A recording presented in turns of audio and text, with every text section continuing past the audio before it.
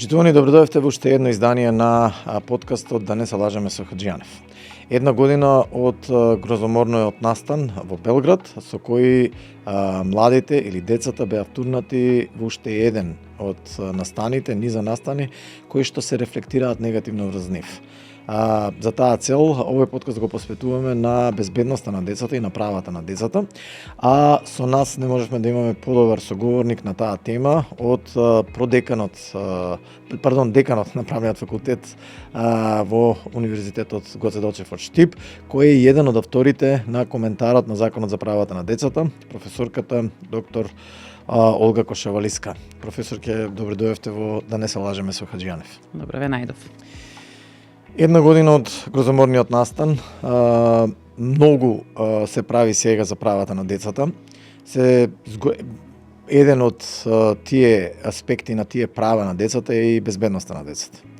Меѓутоа, се чини дека во светот во кој што толку многу го посакувавме на интеракција, на зголемена отвореност, на зголемени, да кажеме, забрзани услуги, зголемени услуги и подобрени услуги, се појавуваат некои нуспојави кои што се рефлектираат лошо врз безбедноста на децата.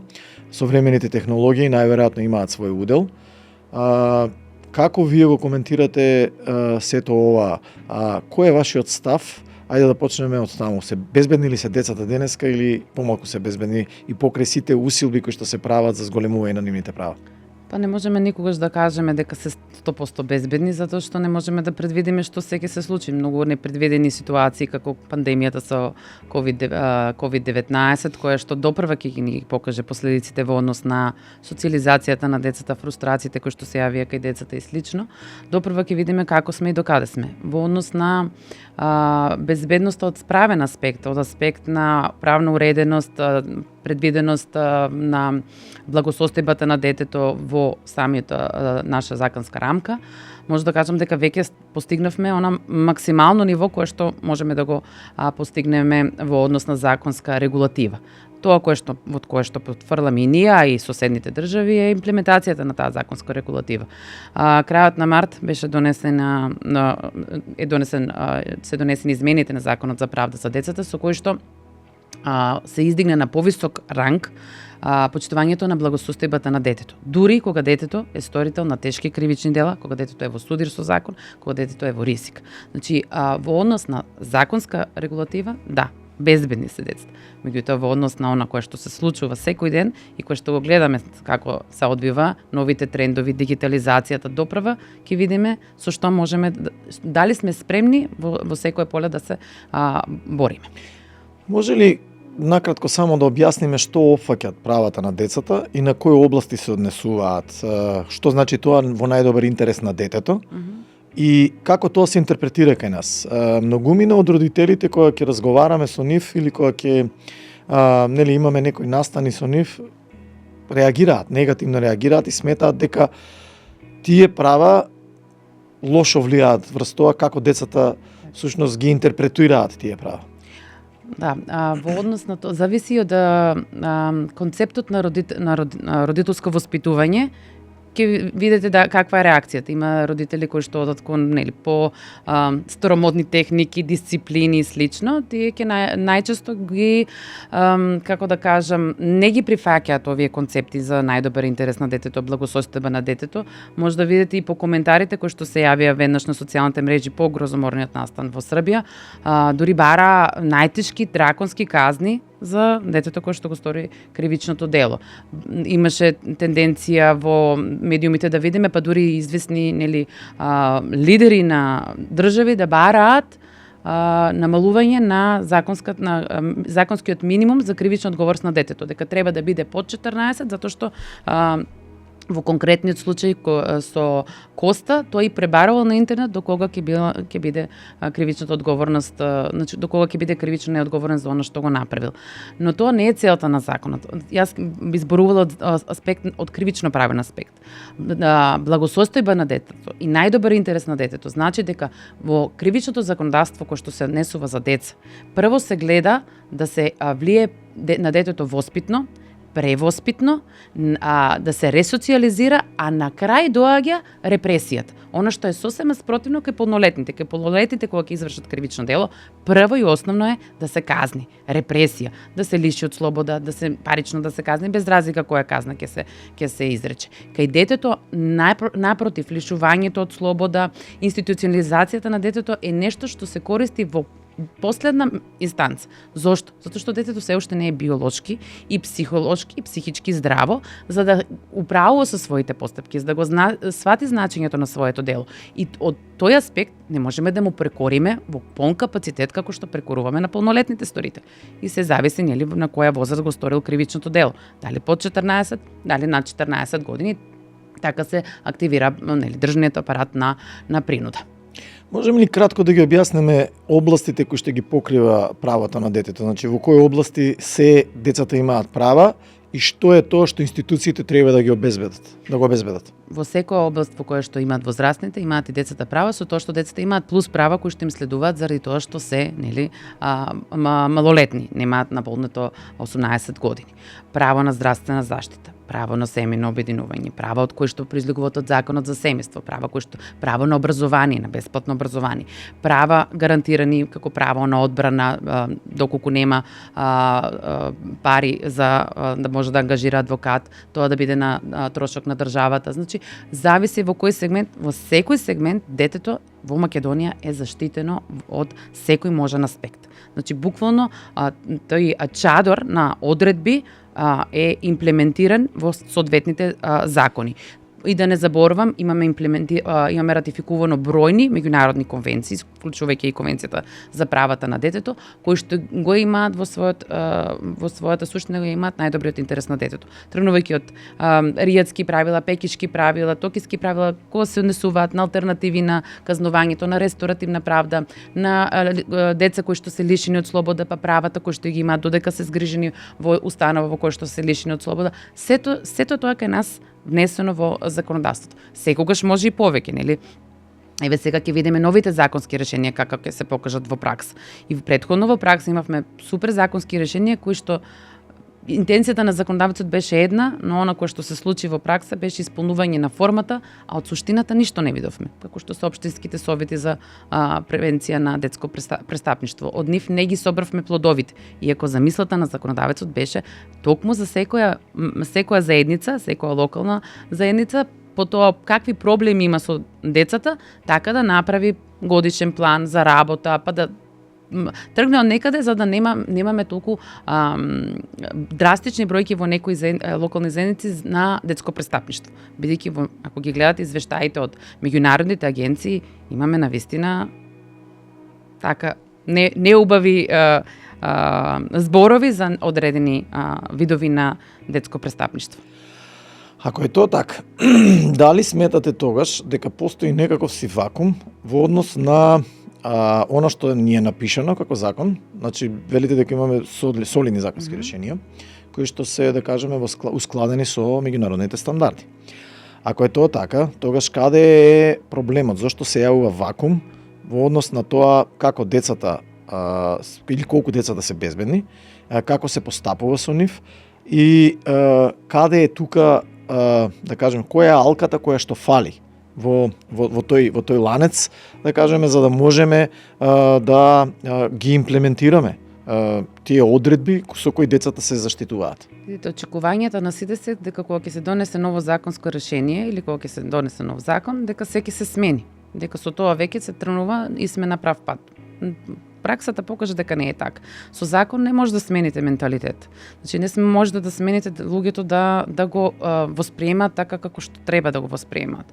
Во однос на насилството во школите, протоколите за спречување на насилство во школите. Тоа е првиот сегмент во кој што нели атенгира безбедноста на децата.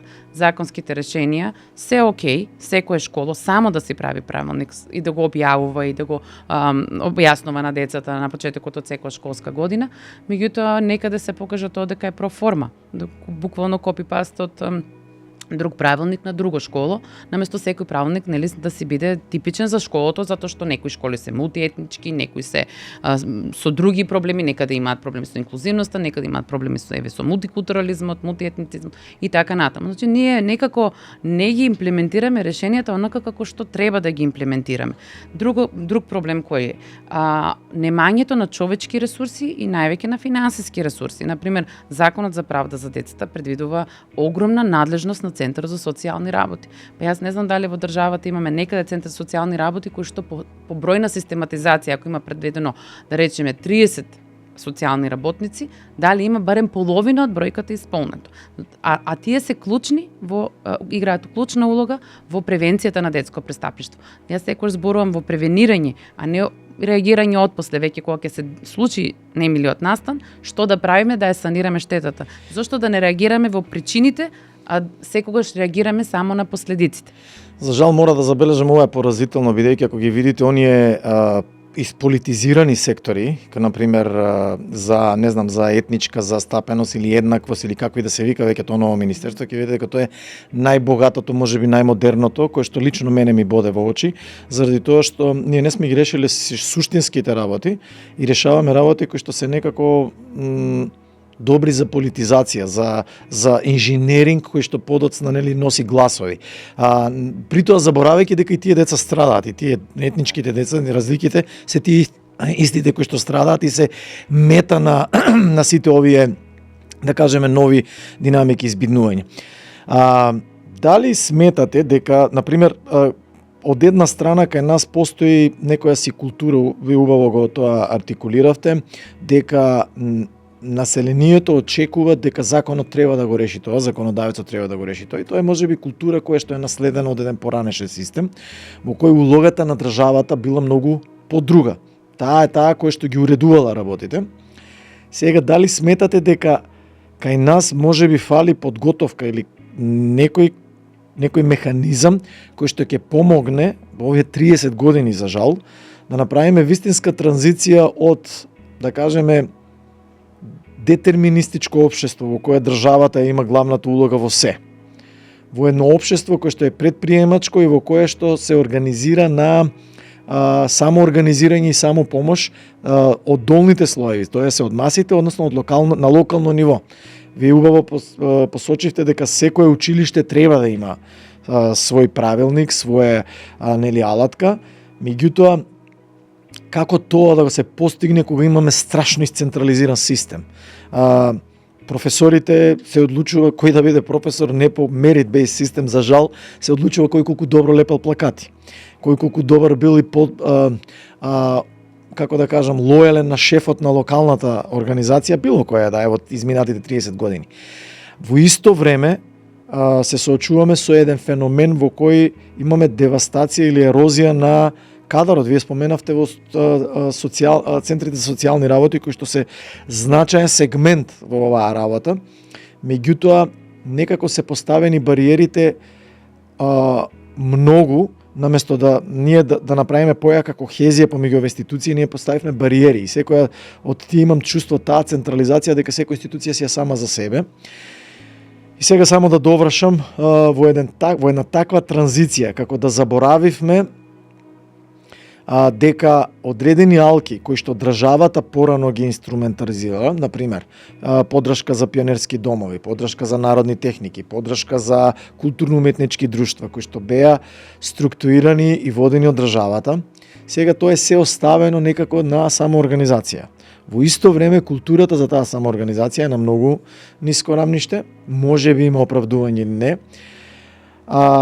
но во исто време постојат, да кажеме, вакууми во кои децата можат да членуваат, нели, статистички вие имате тие организации и така натаму, меѓутоа сето тоа е доколку имате пари.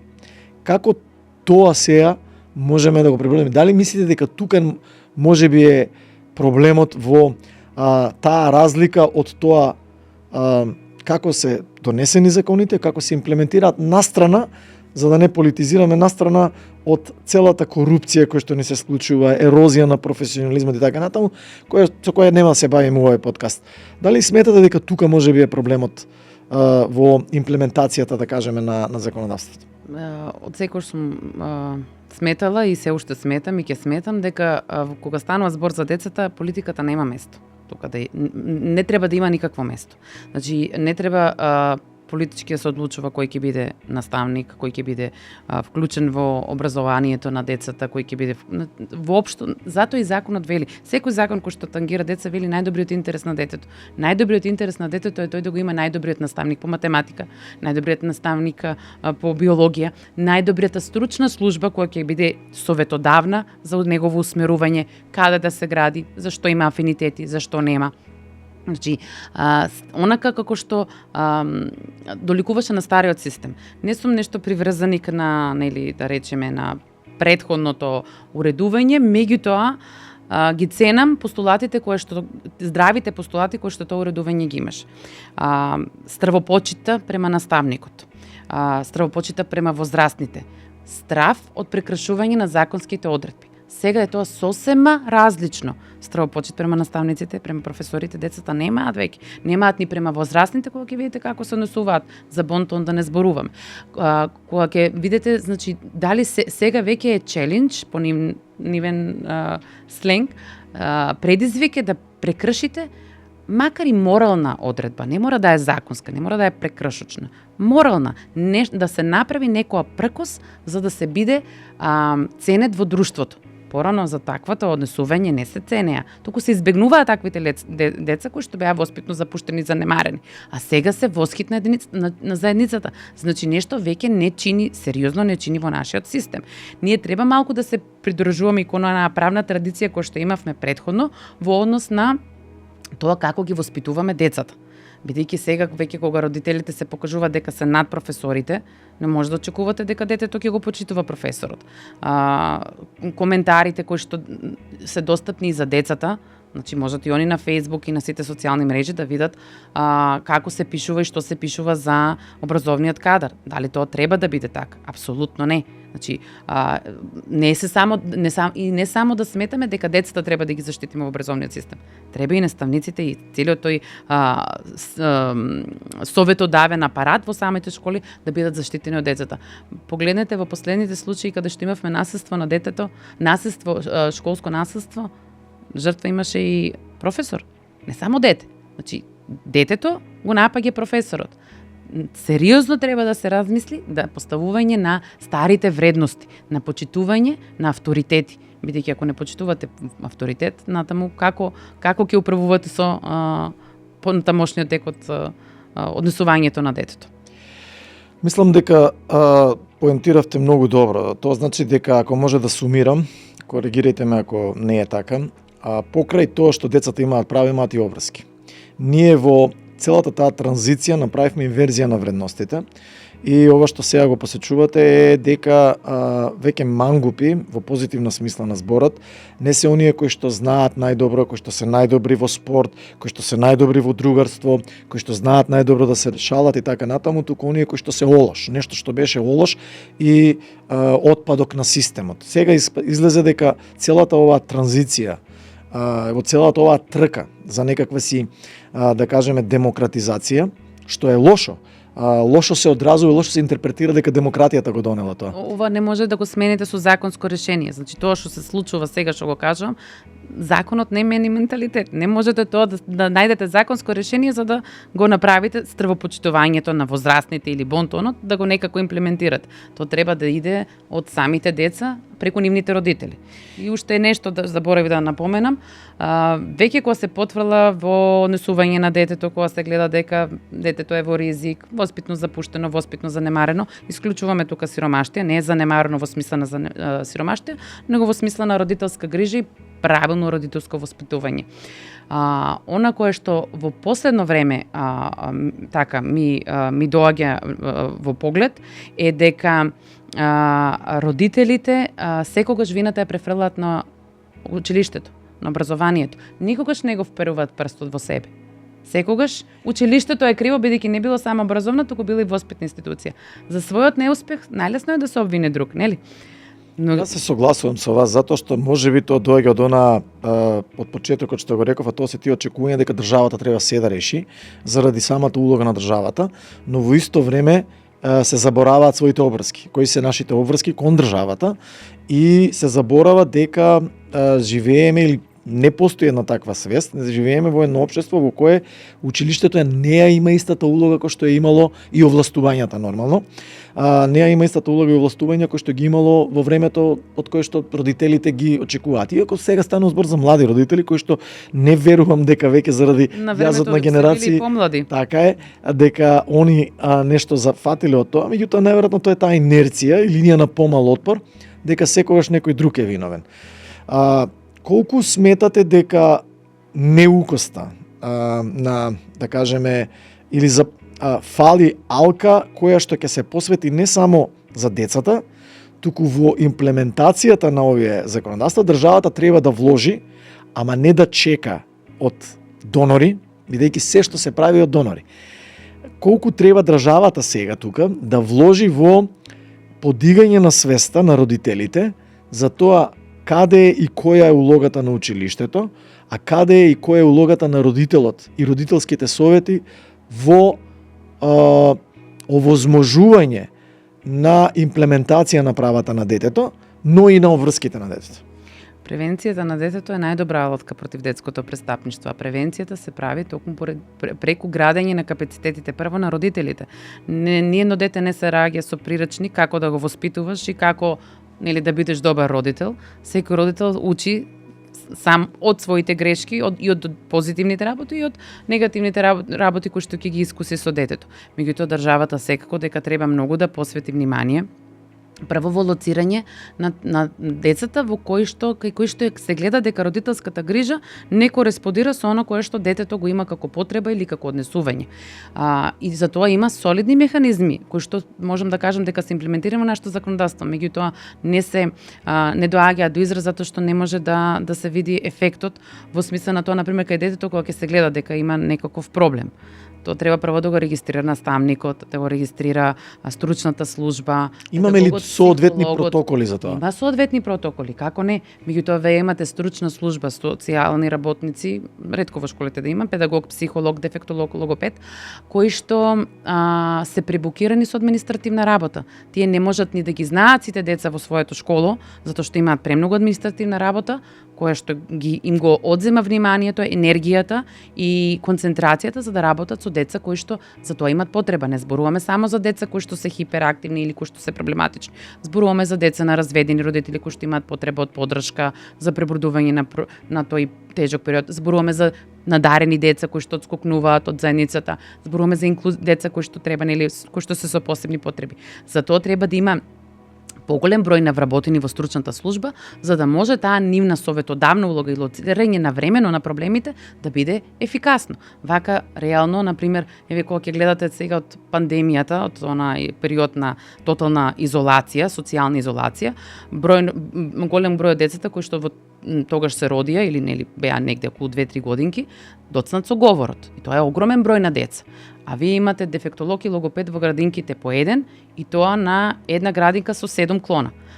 Кога тој логопед или дефектолог ќе најде време со сите тие деца да поработи, за да може да го лоцира проблемот, да даде на време дијагностика.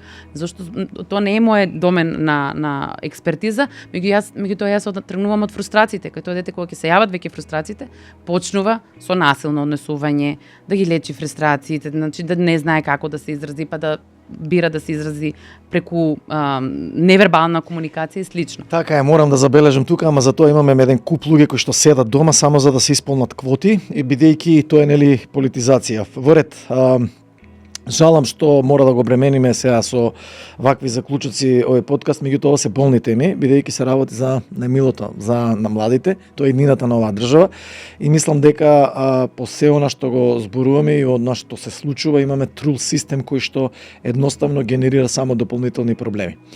Една од работите која што се форсира на големо е инклузивност. И таа е битна работа. Битна е заради тоа што демократското општество е општество кое што треба да го поддржи развојот на децата во инклузивна средина, да можат да ги препознаат различностите, да ги изведат најдобрите работи од тие, да ги анулираат негативните работи и да го искористат различното за да се иде напред. Сметате ли дека постои латентен отпор и ако постои, зошто постои отпор кон инклузивноста? За тоа не би можела да коментирам со експертиза, бидејќи мојата експертиза е правна, ова би било повеќе за педагог, психолог, некои што се вклучени во наставата. Јас од аспект на закон за правда за децата можам само да кажам дека децата кои што имаат физички и ментални попречености се деца во ризик да бидат исторители на кривични дела и да бидат жртви на кривични дела. И најчесто се жртви на кривични дела. И тие деца ги опфаќа законот за правда за децата, затоа што најчесто се жртви или сведоци на кривични дела од неправилна имплементација на законските одредби, предпоставувам. Не знам дали инклузивноста ги фати спремни школите, треба најдобро секоја школа да каже. Може во некоја школа перфектно да иде, меѓутоа во друга школа апсолутно да затајува тој процес. Ама Добре, јас можам да кажам дека барем од она што мене ми е познато, многу малку училишта, можеби ќе се набројат на прсти, ако уопште има, дека се скрос инклузивни во смисла на тоа дека имаат до пристап услови за деца со попреченост. Значи кои што било каква попреченост може да им обезбедат влез, ако имаат физичка попреченост, дека може да обезбедат влез, значи нема. И тоа е страшно, тоа е фрапантно. Следно се јавува проблем дали сега кога се носат законите од ваш домен, од ваша, да кажеме, експертиза, се води сметка за тоа колку предусловите за да може да се исполнат тие, да кажеме, права на децата, се оствари. Например, дали имате доволен капацитет на стручни соработници кои можат да работат и да им помагаат на наставниците, бидејќи наставниците не се подготвени затоа што кај нас порано имаше специјални, се уште постојат оделени кои што сега се нели полека се згаснуваат, бидејќи тенденцијата е да постои таа инклузивност. Не велам дека не е за добро, но дали училиштата и во законите се води сметка кога се носат законските решенија за тоа колку постојат предуслови и дали тие предуслови се исполнети за да може да се остварат таквите законски решенија или едноставно се носат по дефолт, само заради тоа што тоа е, не знам, Истанбулска конвенција, заради тоа што тоа е тренд и да се задоволат еве западните, да кажеме, партнери. Не, повеќето законски решенија, посебно за инклузивноста, родово сензитивните решенија и слично, се носат затоа што се предуслов за влез во Европската унија. Мора да имаме законодавство кое што е сензитивно и према инклузивност, и пак ќе рекажам повторно, значи преку родово сензитивно, сето тоа мора да биде дел од нашиот правен поредок ако сакаме да бидеме дел од Европската унија. Се носат законски решенија кои што би биле окей и би биле применливи доколку за тоа постојат услови. Поентата е во тоа што не постојат услови за тоа. Не знам, сензорни соби или што им треба на децата, што се им е потребно на децата за да можат, нели, овие деца кои што се со потребата за инклузивност, за да може да тој образовен процес да тече непрекинато како што е замислено. Меѓутоа сепак ќе кажам, ние мораме да ги имплементираме и затоа што сме потписници и сме ги ратификувале тие конвенции, така да тоа е сакале некеле веќе дел од нашиот уставен поредок, од нашиот законски поредок. Точно, началото на уставност вели дека нели сите закони мора да бидат подредени, бидејќи имаме како се вика монистички систем на уставност, каде што ги прифаќаме законите, односно меѓународните договори над нашето национално законодавство и дека сите оние кои што се ратификувани треба да ги имплементираме. Меѓутоа, кај мене сега се јавува една скепса од ова што го слушам од вас, дека ние во суштина кога се носат таквите законски решенија, не се има во предвид до крај спремноста на системот или да се направи амортизација за тоа колку време е потребно за да можете да го имплементирате одреденото законско решение. Бидејќи ако направите вие само одлука во која што ќе кажеме дека ќе имплементираме конвенцијата X и Y со која се предвидува инклузивноста, меѓутоа не сте се подготвили, немате подготвено наставен кадар или ќе го направите тоа на брзина, ќе направите 30-40 ќе ги спремите, другите ајде ќе кажеме дека се, па оние кои што треба да им најдеме работа ќе ги ставиме било кој само да бидат приучени, недоучени и така натаму и така натаму.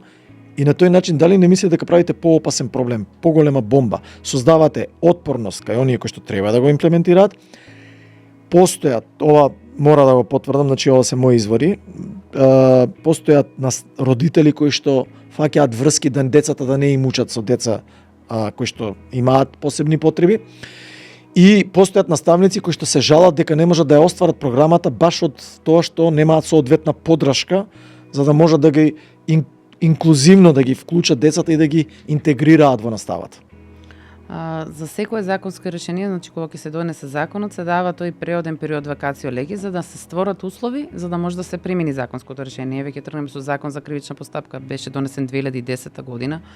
Одредбите почна да се применуваат значи почетокот на 2013, крајот на 2012 година. 2 години требаше подготовката за суди и обвинители, за сите оние кои што беа се инволвирани како процесни субјекти или странки во постапката, за да се прилагоди тој процес, за да може и до ден денес уште имаме како да кажам уште се учиме на тој закон кој што веќе 12-13 години е во сила. Исто и со овие законски решенија се остава простор, меѓутоа просторот не решава ништо, времето само по себе нема ништо да реши ако вие не ги створите, не го стварите човечкиот потенцијал, просторните услови, кадровските услови. Значи инклузивноста ќе оди многу погладко ако имате асистенти во настава, ама толку колку што требаат, не толку колку што државата може да си дозволи. Затоа велам, секое законско решение може да се ја најде примената зависно од тоа дали навистина се сака тоа законско решение да биде имплементирано или е само проформа исполнување на она кое што. Кога ве слушам вака, извинете, добивам доем дека ние у суштина прифаќаме нешто само затоа што ни е речено, не заради тоа што веруваме дека треба да го прифатиме и заради тоа што е добро да го прифатиме. Инклузивноста далеко од тоа дека е лоша работа, но таа е потреба и ако современите динамики велат дека таа е неопходна да се случи, најверојатно треба да се случи.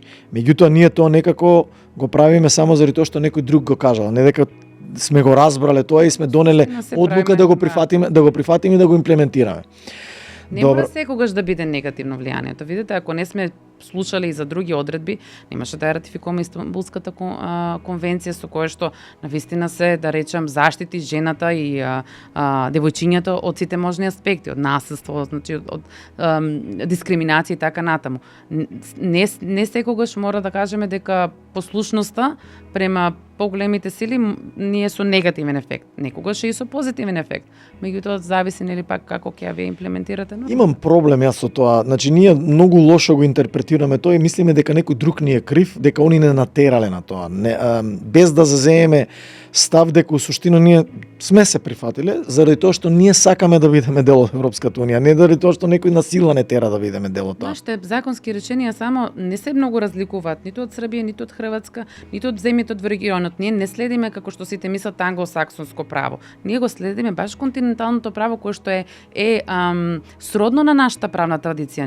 Нашите законски решенија се сличи со италијанските, со германските, значи тука во овој дел оно кое што е за нас. Тие се дел од Европската унија и тоа е во ред. Еве на пример ако тргнеме од тоа, детето скоро секаде во Европската унија минималната старосна граница за кривична одговорност е 14 години до 18 години. Оно финесите ми од 14 до 16, од 16 до 18 се различни во различни држави. Меѓутоа на пример еве западните законодавства немаат минимална граница. Кина, Индија немаат минимална граница за кривична одговорност. Така да ние тоа што го прифаќаме, пак ќе кажам, го одбереме доброто што го прифатиме, што е сродно на нашата правна традиција, меѓутоа да најдеме сили и да го имплементираме, да најдеме менталитет да ги прифатиме законските одредби. Добро. Најверојатно, пошто веќе, да не се лажеме со Хаџијанев, навлегуваат лавако во сите сфери, од сите аспекти ја гледаме, и од геополитичкото влијание и така натаму. Како сметате дека општеството или овие законски решенија се ускладени со тоа колку современите технологии влијаат во овој, како се вика, во образованието и влијаат на воспитанието на децата? Многу влијаат, за жал. Видовме во короната дека и самите ние моравме да се најдеме, еве сега ќе зборам во улога на родител, да се најдеме во улога на да прекршиме одредба. Затоа што, например, ако беше секаде Министерството за образование се погрижи во делот на дигитализација, односно онлайн наставата, секаде да биде Microsoft Teams како официјална алатка, каде што децата се имаат заштита од предатори кои што се наоѓаат на интернет. Меѓутоа, видите, во повеќето школи Microsoft Teams не се воопшто не ни почна да се држи настава преку Microsoft Teams, туку се држеше преку Messenger. Требаше да се прават на децата лажни профили. Зошто е тоа така?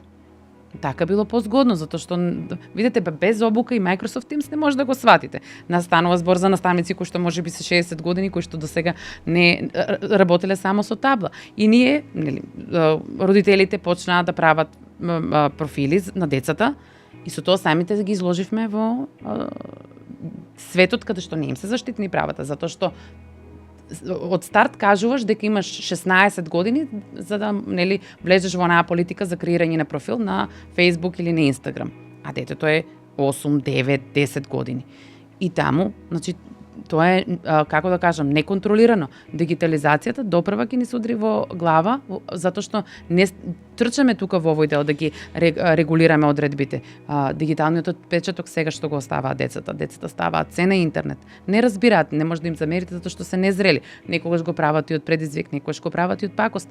Прават лажни профили, лажно представување. Не сваќаат дека прават кривично дело. Значи воопшто не им ни паѓа на памет. Играат во момент. Во минатата серија од подкастот Да не се лажеме со Хаџијанов разговаравме за сајбер безбедноста и тука констатиравме дека имаме сериозен проблем.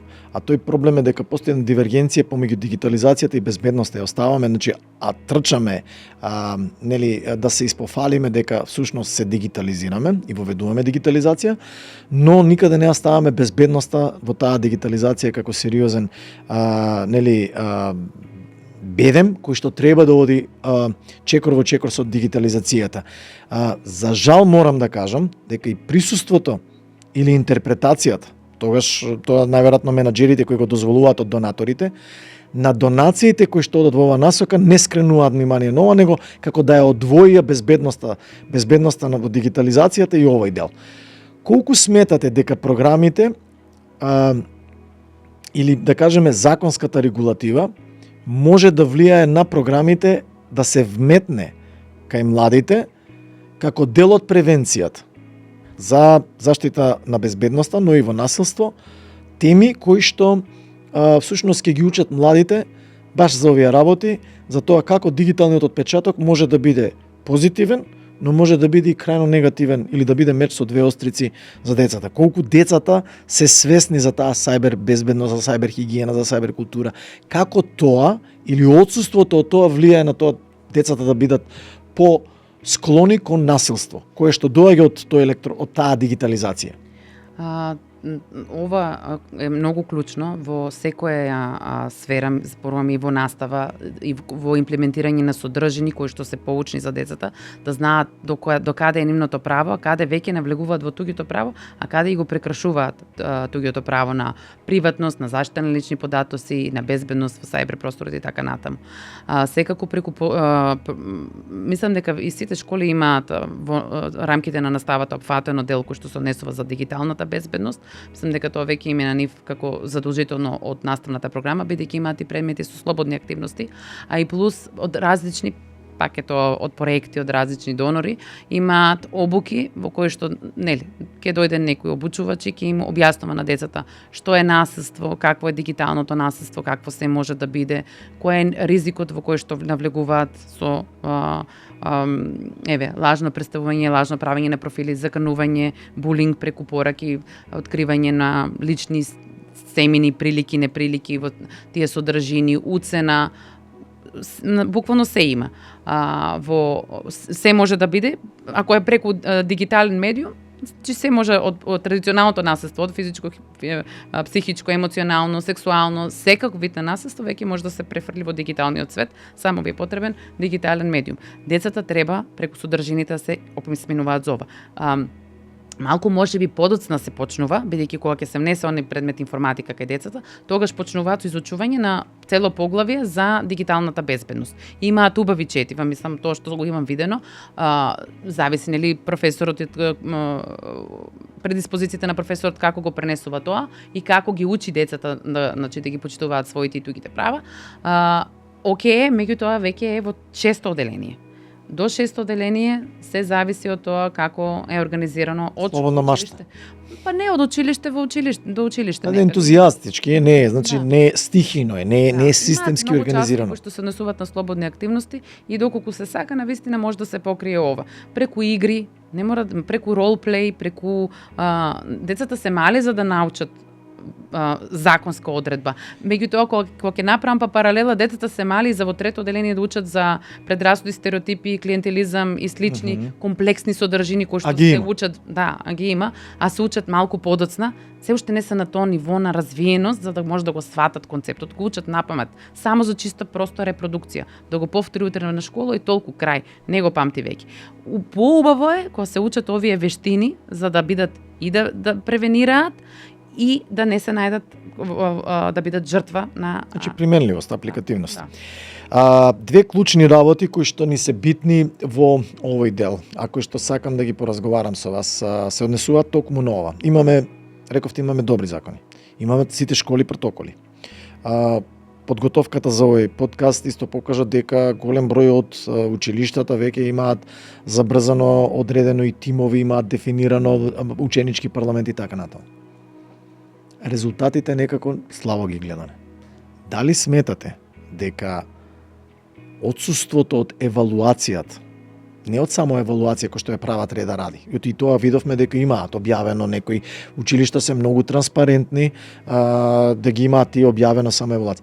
Дали сметате дека отсуството од реална ефективна евалуација е нешто што недостасува и кој што ни фали во секој сегмент во имплементацијата на законодавството? Секогаш добра евалуација е добар извор за тоа каде се проблемите. Ако имате солидна евалуација, ќе знаете да ги најдете оние слаби точки и каде веќе треба да интервенирате за да може да имате, да речам, позитивен исход.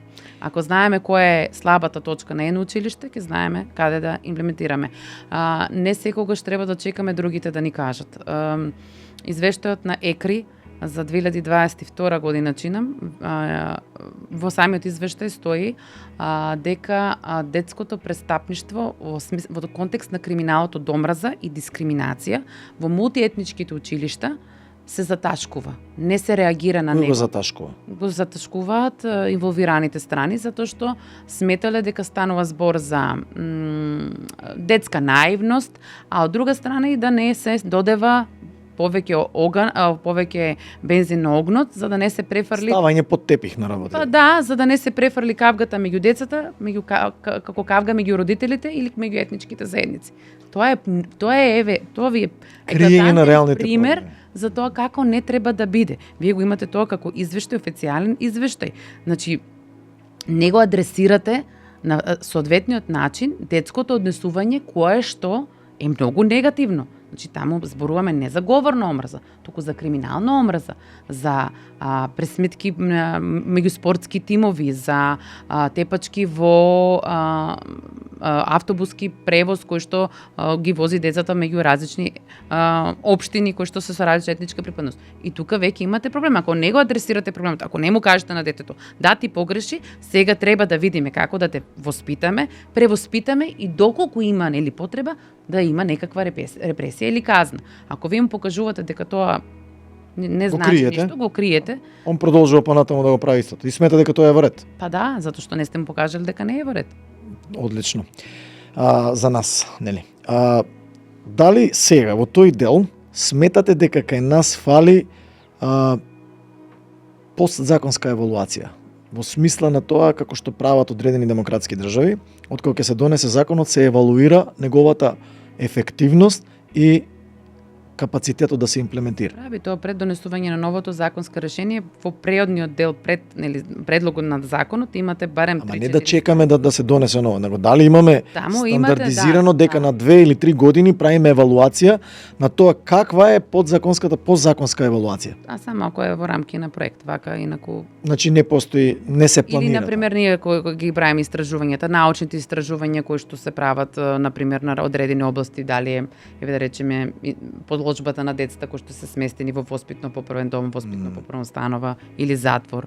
И кога ќе ги анализираме, на тој начин индиректно доаѓате до фалинките во законот, и почнувате со тоа да го подигате свест како научен работник, да ја подигате свеста за кое законско решение не е соодветно на нашата моментална ситуација.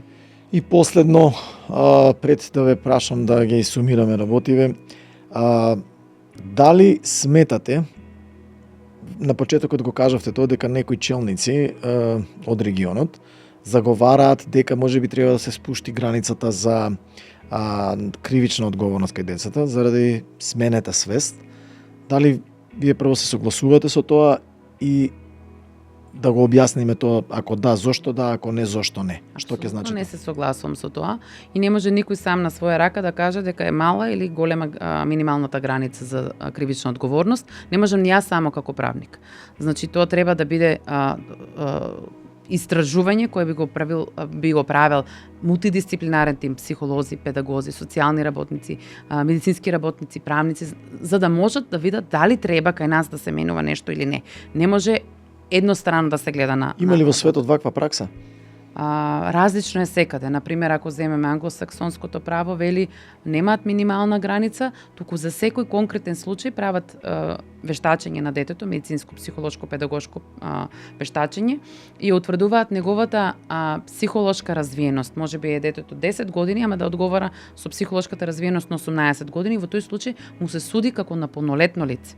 Иако е 10 години. Мене ова ми е многу, нас не. Мене многу ми е опасно ова кај нас, како што све е извулгаризирано и сполитизирано. Не биде. Затоа 14 години е добрата граница, затоа што многу нема да се согласат можеби со мене, ќе речат па тогаш сите до 13 и точно е до 13, некош намерно ги употребуваат децата затоа што знаат дека се кривично и одговорни. Ги врабуваат за вршење на кривични дела бидејќи не подлежат на санкционирање. Меѓутоа, тоа не значи дека тие деца се надвор од системот на правда. Ти имаат мерки на помош и заштита од страна на центрите за социјална работа, имаат мерки на одвраќање, значи има систем. Не остануваат како што се мислел Коста дека нема кривично да одговара, еве сместене во психијатриска установа. Може да и тие деца да се институционализираат, меѓутоа не преку системот, преку казнениот систем, токму преку органот за старањето, преку центарот за социјална работа. Така да, а кај нас, инаку еве и во новите законски измени, се воведени нови категории во однос на дефинирањето на положбата на детето во кривичниот систем, значи деца од 14 години во ризик, деца во судир со закон од 14 до 16, од 16 до 18 години, зависи колку е тешко кривично дело кое што го има направено. Значи има деца и во Македонија кои што лежат казна затвор заради убиство. 2 деца има така. Има заради разбойништво, има заради трговија со дрога. Логиката на паметните држави, ако можам да забележам пред самиот крај, е дека подобро е да вложиме, да дадеме, да кажеме, да ја зголемиме платата или напорите и средствата за творица наставници, за да спречиме да регрутираме и да вработуваме 20 полицајци. Тоа значи дека ќе многу поскапо ќе платиме после и целиот систем фактички плаќа покасно, бидејќи ни лет на времето. Кои се 4 работи кои што би ги сумирали, би ги кажале како порака, еве да кажеме за овој подкаст, што е тоа што вие сметате дека треба да се направи за да се зголеми прво ефективноста во имплементацијата на правото на детето, но и да ги заштитиме децата да имаат побезбедно детство. Прво што треба да се направи е да се створат условите кои што се предвидени во законот за да може да се остварат законските решенија. Посебните простори во полициски станици, посебните средства кои што се потребни за центрите за социјална работа, посебните обуки за суди и обвинители, сето тоа кое што е предвидено за да биде правилно спроведен, имплементиран законот, е услов без кој што не може да очекуваме правилна имплементација и превенција на детското престапништво. Второ што би споменала е образованието. Значи, ако ги имате најдобрите наставници, ќе имате најдобри ученици. Ако нема мотивација како плата, како престиж во општеството, барем да го има тој стравопочит и престиж во општеството, не може да очекувате дека ќе има мотивација на долг рок за тие наставници да репродуцираат успешни ученици. Колку е успешен наставникот, толку ќе бидат успешни и децата, нели?